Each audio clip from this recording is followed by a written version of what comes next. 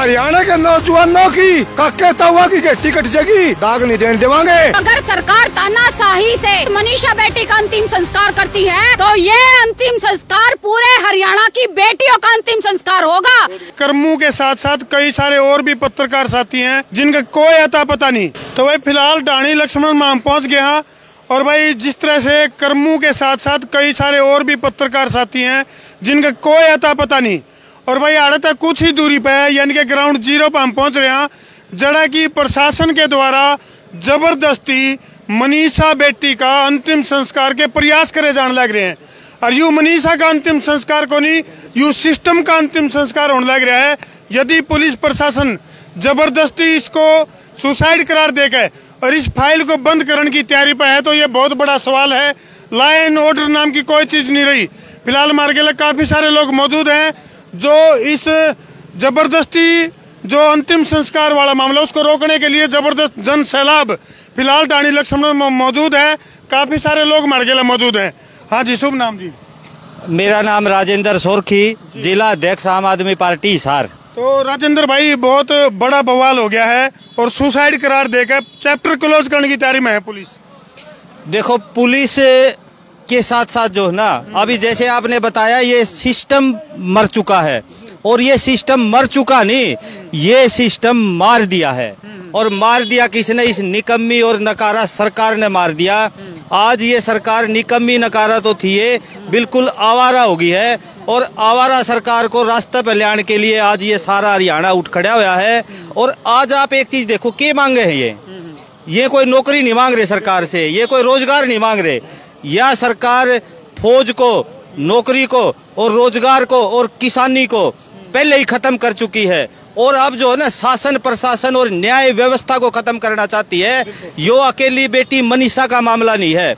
आप इनका अतीत देखिए, इनके प्रदेश अध्यक्ष पे आरोप लगे और तो उससे पहले देखिए एक पहलवान बेटी ने जो है ना, एक कोच बेटी ने इनके एक मंत्री पे आरोप लगाया और इस निकम्मी सरकार ने जांच तक नहीं बैठाई।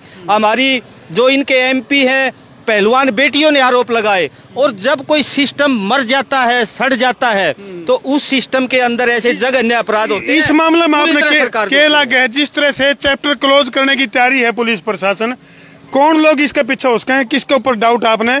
क्योंकि जिस तरह से जो क्लू तक मिले हैं उसमें कितने भी सुसाइड नजर को नहीं आ रहा, लेकिन पुलिस प्रशासन तो सुसाइड करने तुल रही है भाई ये सुसाइड है। देखो, एक बात जमा सीधी है, SHO से लेके SP DIG IG तक मड़ा सा भी ब्योत को नहीं होता जब तक मुख्यमंत्री नहीं चाहे पत्ता नहीं हले। सीधी जो है ना, मुख्यमंत्री नायब सैनी जिम्मेवार है। और आज यो हरियाणा जो उठ खड़ा हुआ, पूरा हरियाणा नहीं, आज पूरे देश की इस गांव पे नजर है कि ये गांव जो है ना, और जिस तरह से इस गांव के साथ साथ ये जो पूरा हरियाणा जो डटा हुआ है, यो एक संघर्ष की मिसाल कायम कर रही है। किसने लग गया है कि भाई मनीषा बिटिया ने सुसाइड करी है? किसने लग गया? किसी ने? और मनीषा के हत्यारों को किस प्रकार की सजा मिलनी चाहिए?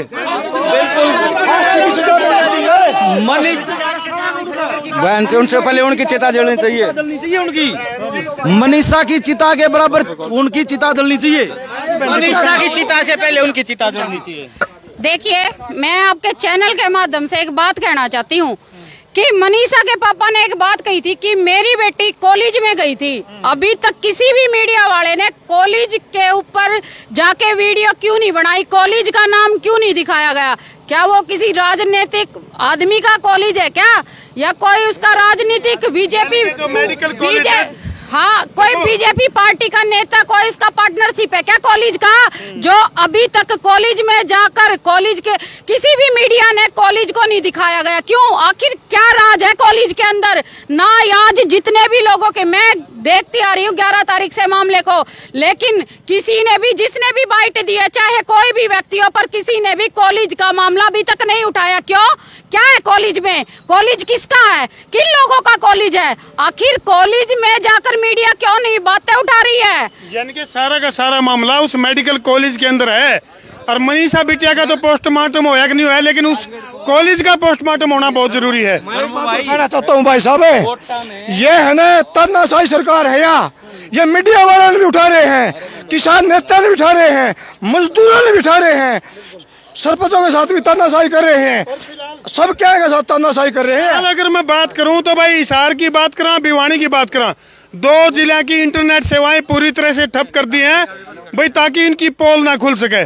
पुलिस प्रशासन का जो काम करने का तरीका है वो सत्ताधारी पार्टी के बिल्कुल कठपुतली बनकर जो काम करे इस डाल की कार्रवाई चल रही है। हाँ भाई, कोटा में एलियन इंस्टीट्यूट है, सबने नाम सुना होगा। उस वहां पर हर रोज कम से कम 2 बच्चे मरते हैं, महीने में 10 से 12 की एवरेज है, और हर केस में पुलिस सुसाइड करती है, बनाती है हर केस को। जबकि उस एलियन कॉलेज में ओम बिरला की पार्टनरशिप है, जो आज संसद चला रहा स्पीकर है ओम बिरला, उसकी पार्टनरशिप है। इसी तरह इस कॉलेज में भी किसी ना किसी इनके मंत्री की, किसी ना किसी बड़े राजनेता की हिस्सेदारी का मामला है, इसलिए इस मामले को दबाया जा रहा है। ये सुसाइड नोट उस दिन क्यों नहीं बाहर निकला जिस दिन पहली बार पुलिस को बॉडी मिली? और सबसे बड़ी बात है, सुसाइड नोट यदि उस दिन मिल गया था तो फिर कर्मचारियों को निलंबित क्यों किया गया? एसपी साहब का तबादला क्यों किया गया? प्रधान जी क्या लगा अपने इस आड़ में क्या चल रहा है? इसमें कोई दो राय नहीं है। पूरे हरियाणा ने ये बात समझ ली है। जब पहली बार उसका मेडिकल लड़की का हुआ तो उस मेडिकल में रेप की मतलब है ना पुष्टि हुई, संभावना नहीं पुष्टि हुई। इसके बाद दोबारा उनका पीजीआई में जो मेडिकल करवाया गया वो रिपोर्ट बदली गई है। एक तो मैं साफ तौर पे कहना चाहता हूँ, जब से ये राज आया है बीजेपी का, तब से किसी भी गरीब आदमी से न्याय बहुत दूर चला गया। क्योंकि आज वो बेटी यदि किसी मंत्री की होती, किसी एमएलए की होती, किसी बड़े अधिकारी की होती, तो कहीं ना कहीं है ना अब तक तो सारे गिरफ्तार हो जाते। लेकिन विडंबना इस बात की है, जो हमने वोट दे के, चाहे वो सत्ता पक्ष का है चाहे विपक्ष का, एमएलए बनाया, एमपी बनाया, वो उनकी ओर से किसी भी प्रकार की कोई यहाँ आके या मतलब है ना वो विधानसभा में, लोकसभा में इस प्रकार की बात नहीं उठा पाते। इससे पहले चाहे संदीप जो मंत्री था उसके ऊपर आरोप लगे, यहाँ के जो अध्यक्ष है बीजेपी के उनके ऊपर आरोप लगे। लेकिन सबसे बड़ी बात यह है कि बड़े जो लोग हैं, जो प्रभावशाली लोग हैं, उनको तो इस सरकार ने परमिट दे रखा है, वो किसी की बहू बेटी के साथ कुछ भी कर सकते हैं, उनका कुछ नहीं बिगड़ेगा। उनके पास सरकारी लाइसेंस है और गरीबों को कहीं ना कहीं लगातार निशाना बनाया जा रहा है। तो जनता से भी हम अपील करना चाहते हैं, आज बात जात बिरादरी की और धर्म की बात ना करके हमें अपने बच्चों की, बेटियों की, अपने मान सम्मान की, इज्जत की, हमें बिल्कुल सभी को इकट्ठे होकर रखवाली करनी पड़ेगी। फिलहाल जीत हम खड़े, हाँ, आड़ते शमशान घाट कितनी दूरी पे है? शमशान घाट तो भाई साहब है। मैं एक बात और कहना चाहता हूँ हरियाणा सरकार को, हरियाणा सरकार को है तानाशाही से हम दाग दिलाएंगे। हरियाणा की जनता सारा भड़क जाएगी, कान खोल के सुन ले हरियाणा सरकार। तो आपने लगा भी ये मनीषा बिटिया का अंतिम संस्कार को नहीं, ये न्याय का अंतिम संस्कार होने लग रहा है। ये हरियाणा के नौजवानों की का कहता हुआ कि टिकट जाएगी, दाग नहीं देने देवांगे। दाग अगर होगा जिस दिन हमारी बहन का न्याय होगा, न्याय नहीं मिलेगा, हम इतने दाग नहीं देने देवांगे। मैं आपके चैनल के माध्यम से कहना चाहती हूँ, अगर सरकार तानाशाही से इस मनीषा बेटी का अंतिम संस्कार करती है तो ये अंतिम संस्कार पूरे हरियाणा की बेटियों का अंतिम संस्कार होगा। ये पूरे हरियाणा की बेटियों का मंत्री जो लोग हैं वो अपनी बेटियों की भी इज्जत इसी प्रकार से करते हैं कि जिस प्रकार हमारी इज्जत कर रहे हैं, जिस प्रकार हमारा तानाशाही से दाह संस्कार करवाना चाहते हैं, ये हरियाणा की हर एक बेटी का दाह संस्कार होगा।